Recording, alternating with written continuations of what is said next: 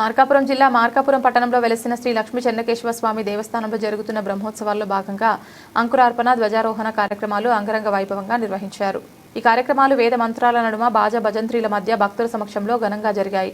శాసనసభ్యులు కందుల నారాయణ రెడ్డి సహాయ సహకారాలతో తిరుమల తిరుపతి దేవస్థానంలో ఏ విధంగా స్వామివారి బ్రహ్మోత్సవాలు నిర్వహిస్తారో అదేవిధంగా శ్రీ లక్ష్మీ చెన్నకేశవ స్వామివారి బ్రహ్మోత్సవాలు నిర్వహిస్తామని ఆలయ ప్రధాన అర్చకులు శ్రీపతి అప్పనాచార్యులు తెలిపారు.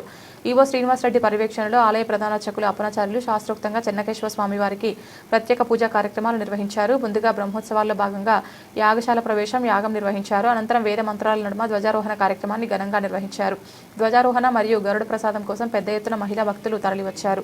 స్వామివారి పూజా కైంకర్యాలను ప్రధాన అర్చకులు శ్రీపతి అప్పనాచార్యులు వారి శిష్య బృందం ఆధ్వర్యంలో నిర్వహిస్తూ తిరుమల తిరుపతి దేవస్థానంలో నిర్వహించే విధానాన్ని భక్తులకు వివరిస్తూ పూజలు నిర్వహించారు. కార్యక్రమంలో ఆలయ కమిటీ సభ్యులు, ఆలయ సిబ్బంది, భక్తులు పెద్ద సంఖ్యలో పాల్గొన్నారు.